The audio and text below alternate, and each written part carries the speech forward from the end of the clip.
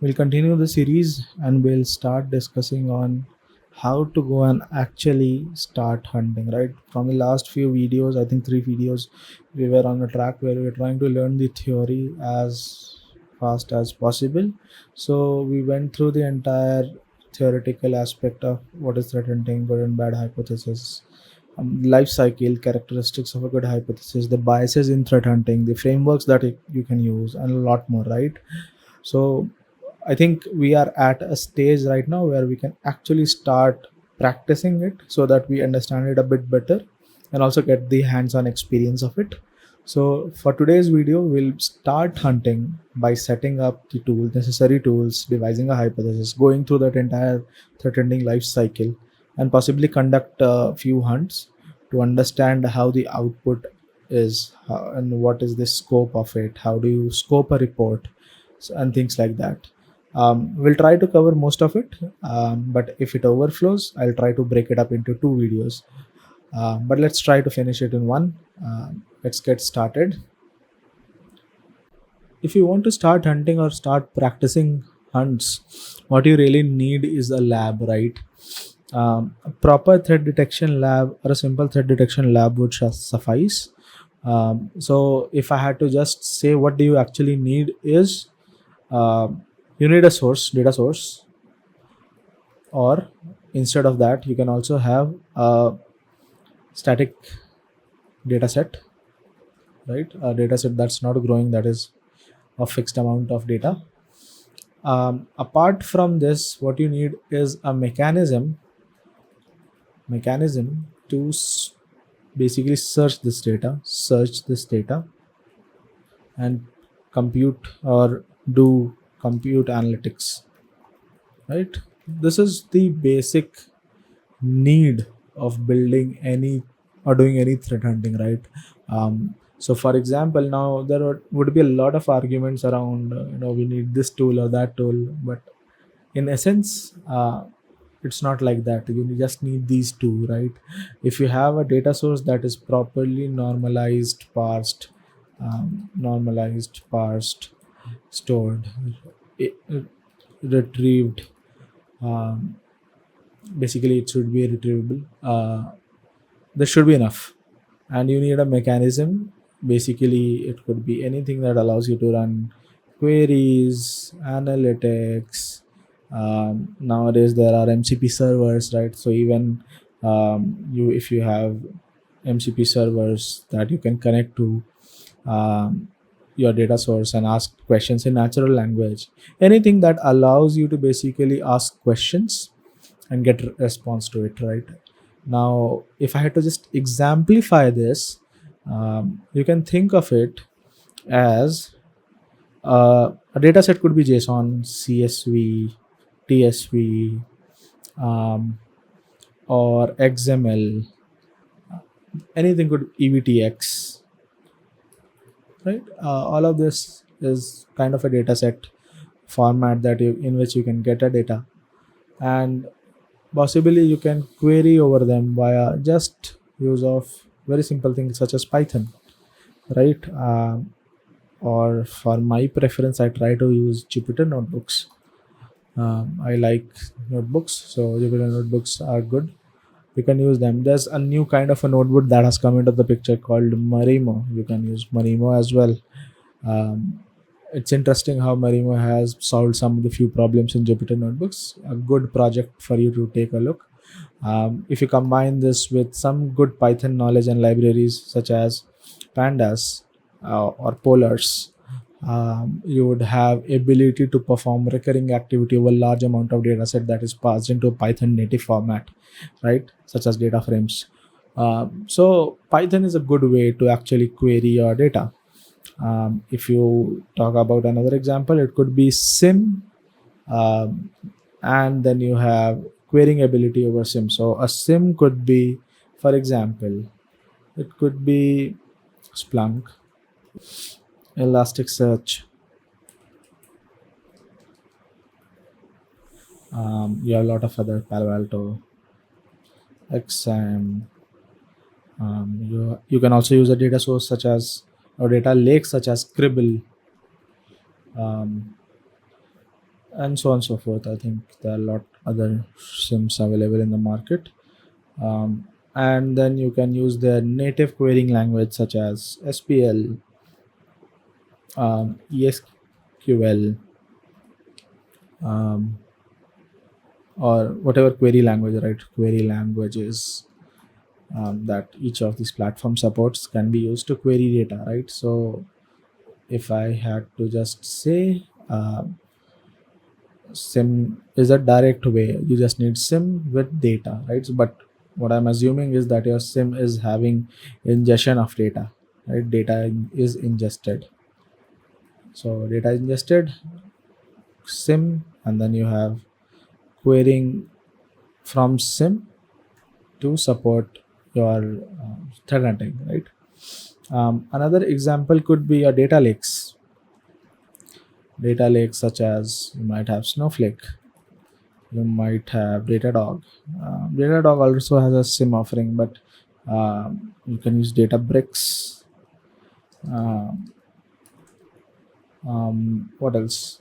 There are a lot more other, but for example, let's take these three for now. Let's just say etc. And then again, the same phenomena applies, right?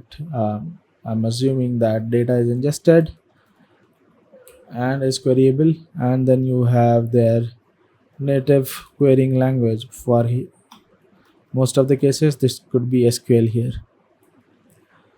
Um, an unconventional example or a conventional example in cloud environment would be you having data in S3 in AWS, and then you have Athena, which supports SQL like querying language. So you can run Athena SQL query to search what you are or hunt whatever you are looking for.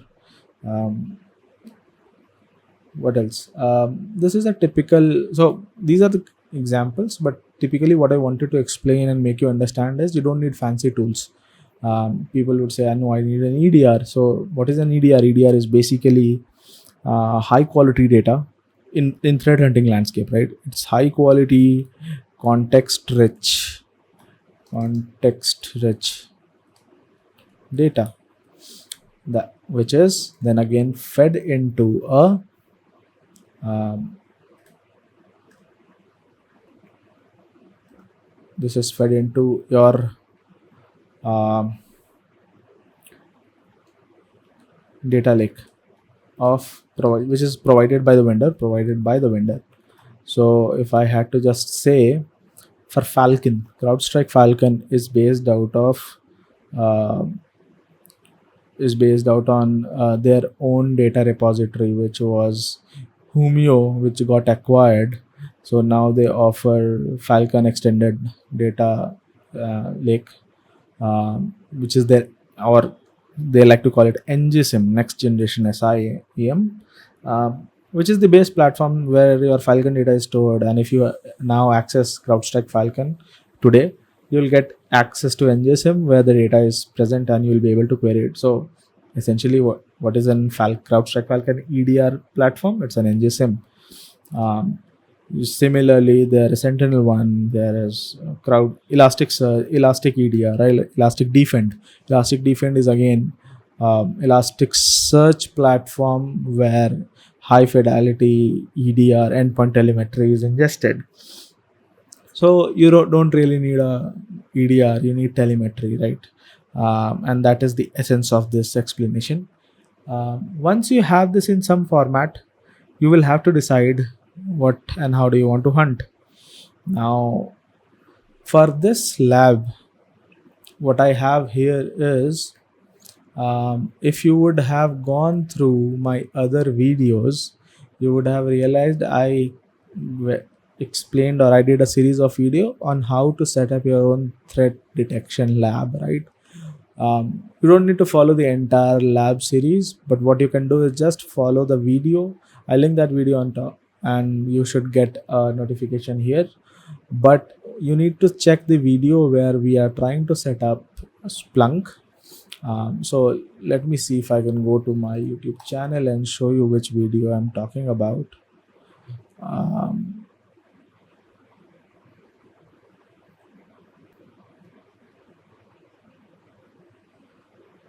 Okay. The video I'm talking about is Elastic Security Lab.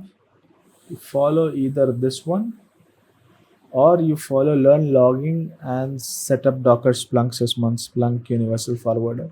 Either of these two, episode 3 or episode 4, is something that you can follow, or if you would have followed the entire one, great. So in our threat hunting setup, what we really have is basically a SIEM or data lake. It could be Splunk or Elastic, and we need a mechanism to query on top of it. So we will use native querying, whatever they offer. But you need data. Right now, this is interesting. We need some data, and for today's session, we'll just not use the real-time data. We'll use a static data set. I'll tell you how to gather that data set or get that data set from. So, but let us quickly go back and check if our Elastic is up and running. So I'll just do, I think, 192, 168, 1.21, 5601. Perfect. My Elastic is up and running. So I'll just adjust the window so that you can see it as a whole. Yeah, so my Elastic is up and running, and if you would have followed the video, you would also get an agent that is reporting, but we'll not be using agent for real-time data in this video. What we'll do is we'll try to understand, we change a configuration in the stack management so that we are able to upload some amount of data. So we'll go to advanced settings, and if you scroll down,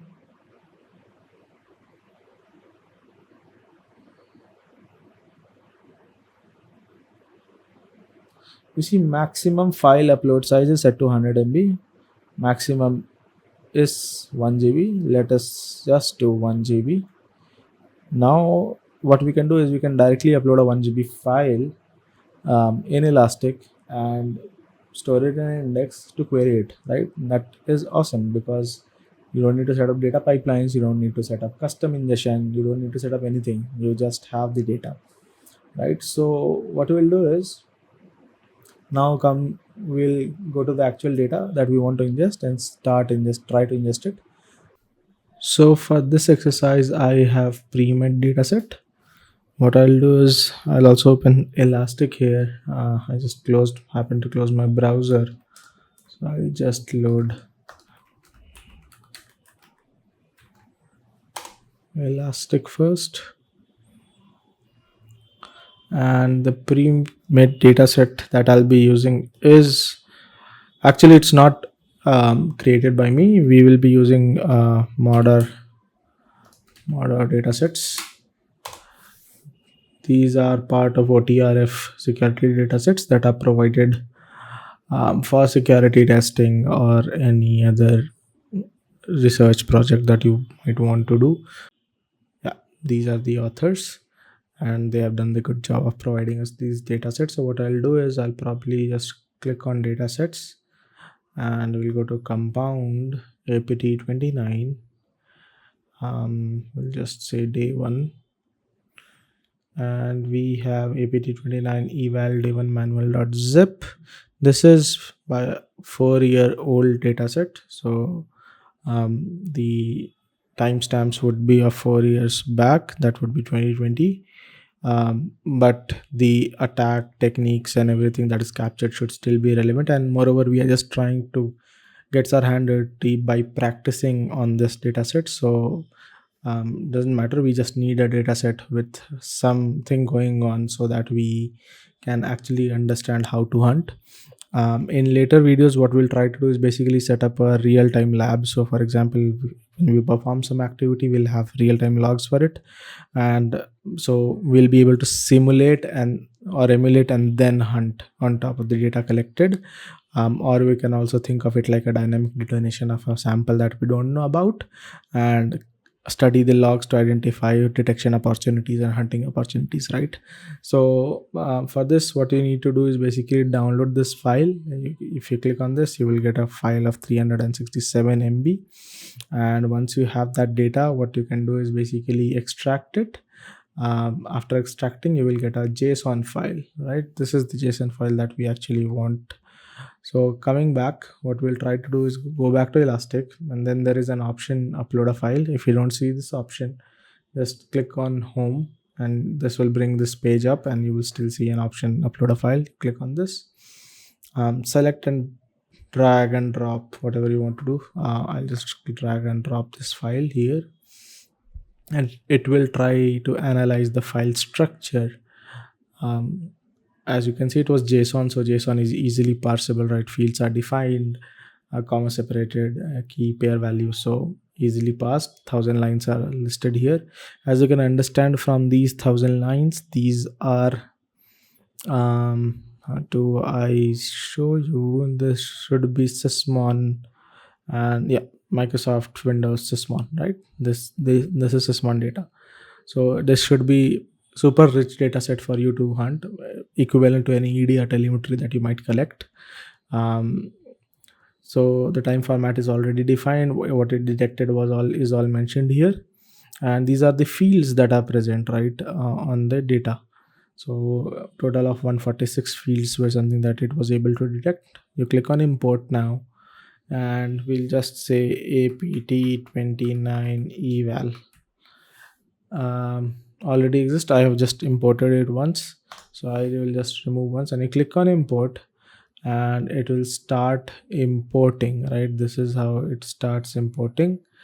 And once finished, what you can do is probably go back to discover. I'll just not let this finish because I have already uploaded this file. This will take a few minutes, so please bear with the process and let this finish.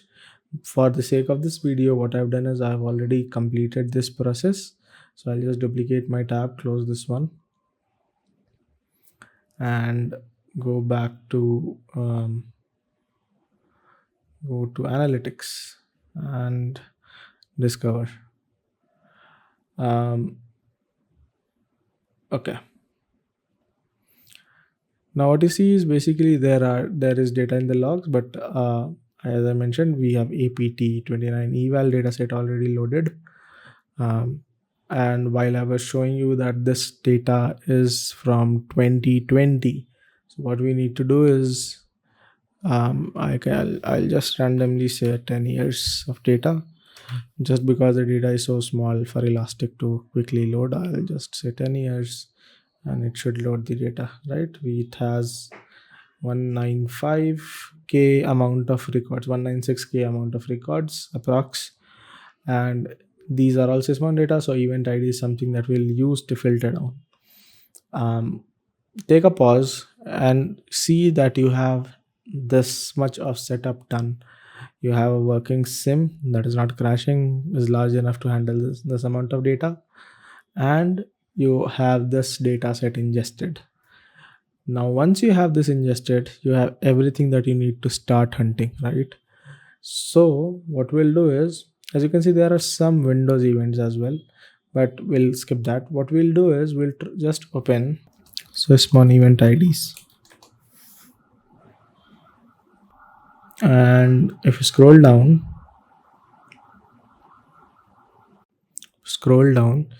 you will see event IDs listed here. Network connection, process change, a file creation time, sysmon service state change, process terminated, driver loaded, image loaded, all of that, and it keeps on. A lot of event IDs.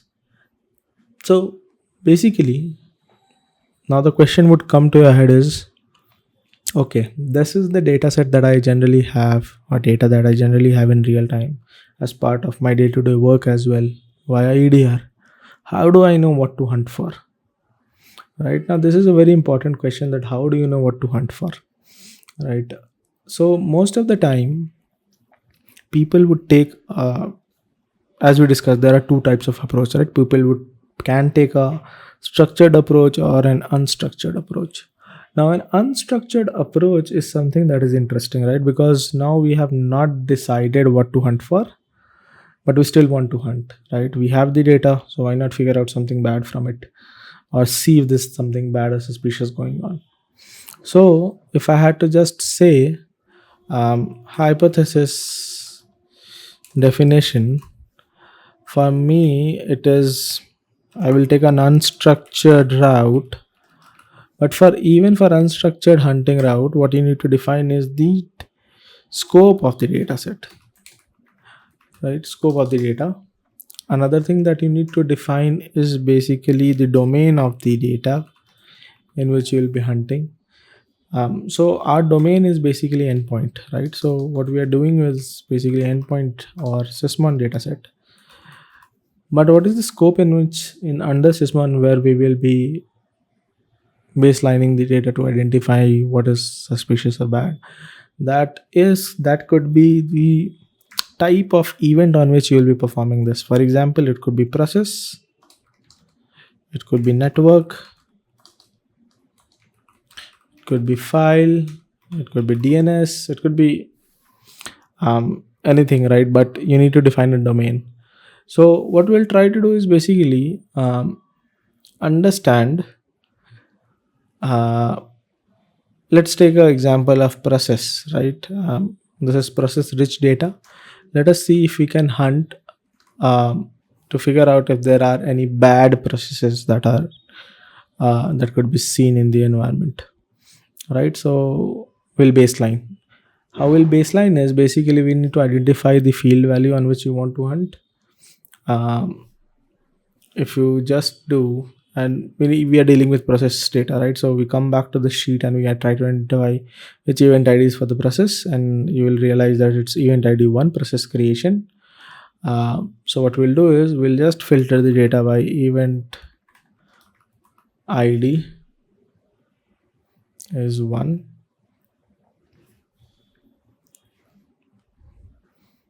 and we have dropped down to 450 events. We'll just expand this to understand what all fields it has and keep on and build our own table. Interesting fields are basically image, right? Which process got executed. Command line, right? What was the command line argument that was supplied to the process? Page 2, original file name. This is also interesting. Sometimes files are masqueraded, so do the match. Third could be a parent image, right? Parent child relationship of processes is something that is important, so we'll just do parent image. I think this should be enough for now. So now what we have is basically a table of data that says the process and their command lines, their original file names, and parent data. This is interesting. Now what we can do is basically audit. So now since you have listed everything, it's easy for you to go and audit, and you can keep auditing file names, processes names until you figure out what is bad, right? So it's a very unstructured approach. There's something that is doing scanning. You can keep on going. Collect guest logs. This is interesting. And every time you figure out there is something suspicious, you should actually take a note and go back to your infrastructure team or go back to the endpoint team or devices team and try to identify what is this. Is it a legitimate application? Is it an illegitimate application? Is it something that is masqueraded? We don't know, right? So we should always go back and figure out a use case or root cause for this or any suspicious event. You just keep on scrolling to understand what all is happening. There's some PowerShell running. which is a huge payload. Okay, suspicious enough, should be taken a note of and investigated. Let's keep going.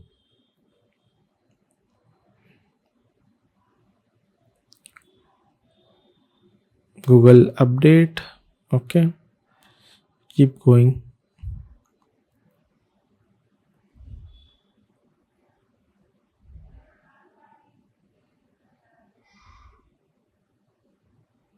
Okay, we have reached end of page 1. Let's do page 2.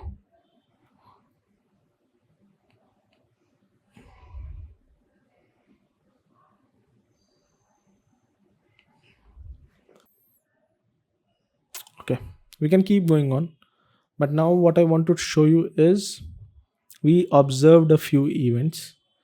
What we'll try to do is remove the ones that we are sure are regular events. For example, parent image. Let's remove everything um, where the original file name or the parent image is services.exe. Okay, so what we'll do is we'll just remove this. We'll drop to 100. This is the process of elimination. Take a note. What we are trying to do is basically eliminate the benign processes. So we are reducing our data set to quickly figure out what could be bad, right? This is a very handy technique that threat hunters employ to possibly remove all the benign records. Now you see this is again interesting, right? Sys internal tools psexec, accepting the EULA, accepting the EULA, and then we have some random string executing. So basically this is a command line hyphen I to C. This is interesting. This is something definitely you should go and investigate. um, so what we can do is basically take copy this, and what we'll do is we'll try to simplify the process, simplify our life, and we'll just do chat gpt, and I'll just load the temporary chat and say what is this command line doing.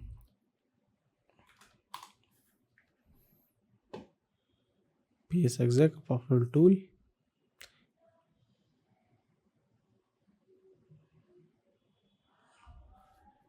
Let it break down the components. Yes, this is what we want.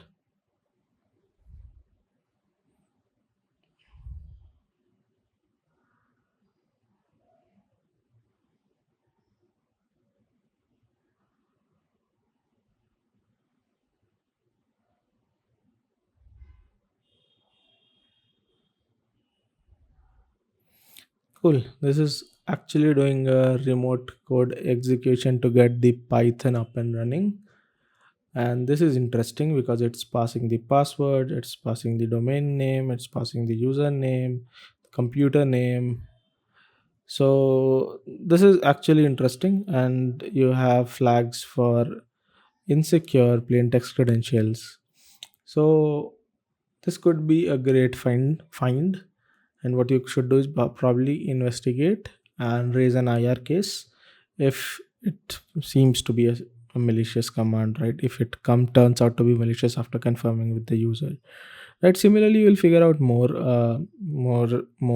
attacks that are going on, since we know this is evaluation data set, so there are bound to be attacks in this data set. So you can find them. But this is the approach that a unstructured threat hunting takes, right? Audit, figure out what's bad, and then um, try to deep dive and then do an IR case, right? Uh,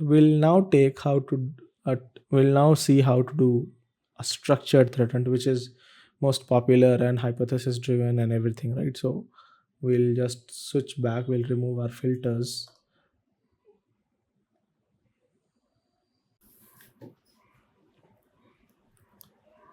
Okay, so what do we actually see is there are a lot of groups and a lot of tools that you can use, or groups that they use PowerShell for compromising, and it's a very popular technique. Um, if you go come down, there is detection, right? This area is something that I would recommend every time you pick up a technique, you should go back and read, mostly because there are ideas around how you can possibly detect them, right? If you see command execution, there's source type, I think this is a Splunk query. um, since just because it is piping, it could be a pipe processing language also, but looks like Splunk. uh, it's partial operational data that is collected. On top of it, it's filtering, right?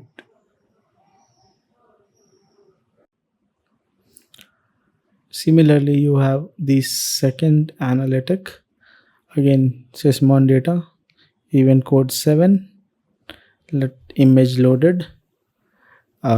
So we are actually looking for PowerShell.exe loading images. So the the first thing that would happen if a PowerShell is running is the PowerShell process itself has to run, right? Then only the command line or the arguments are processed. So what we'll quickly do is go back to our dataset.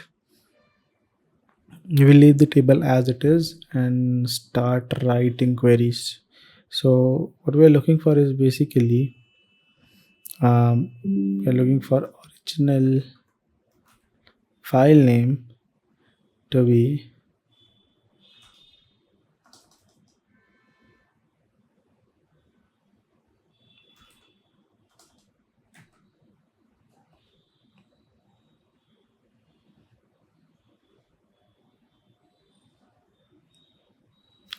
looking for original file to be PowerShell.exe.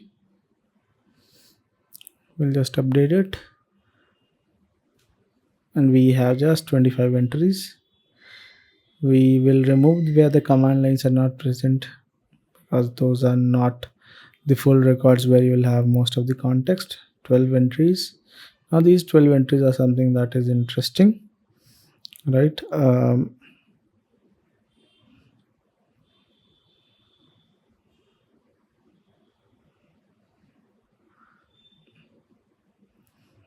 Okay.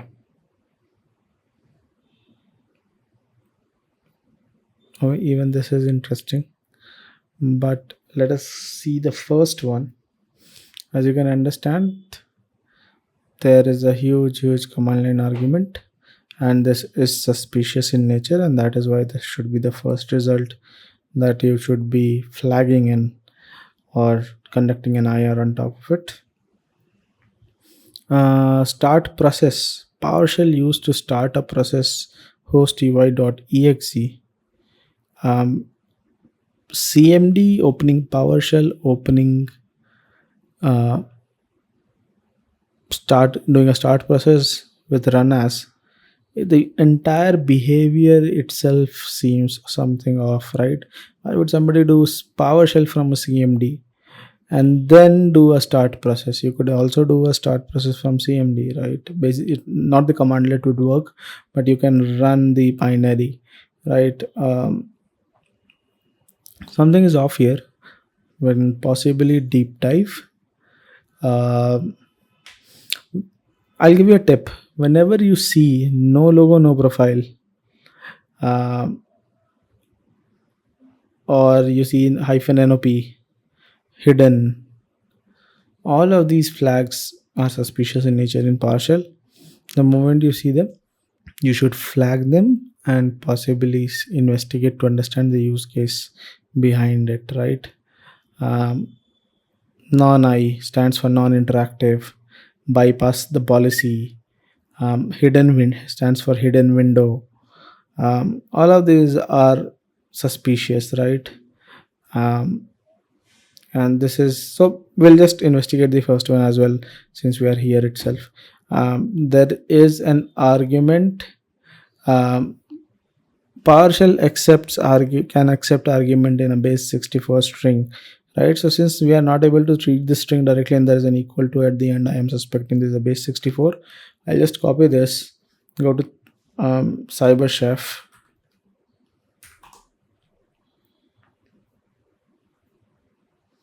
and just paste it from base 64.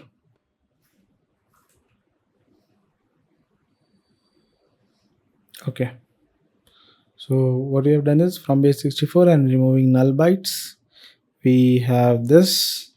Just copy this, put it into VS Code to word wrap, and this is the string. We will again, I see there are sections of obfuscated code from base 64 string, right? So again, what we are seeing is again a base 64 string. Let us see if we can convert this again. We'll just copy this and paste it, not in the entirety of it, just the base 64.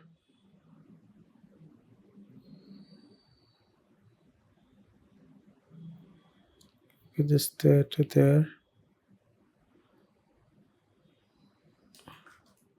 Yeah.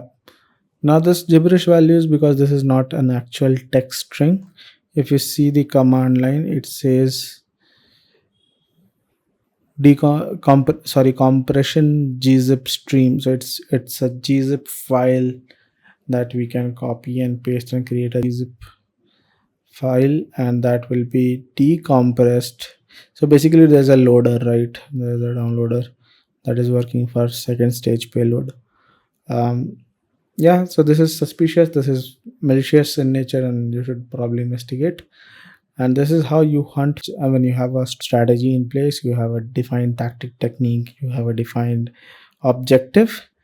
I'll just stop this video here, and possibly you guys can work through to set up the data set and start hunting on your own, and try to figure out how to basically define a hypothesis, how to hunt on this data. There are a lot of attacks going on in this data set, by the way. You should go and hunt for each one of them and try to figure out what is bad, what is good, and this way you can practice. And possibly this could be a first lesson into how to start hunting, right? We'll do more of these sessions to understand how you can perform complex hunts, how you can write complex queries, how you can do complex hypotheses, and we'll do some live simulation as well. So stay tuned, keep hunting, and I'll see you in the next video.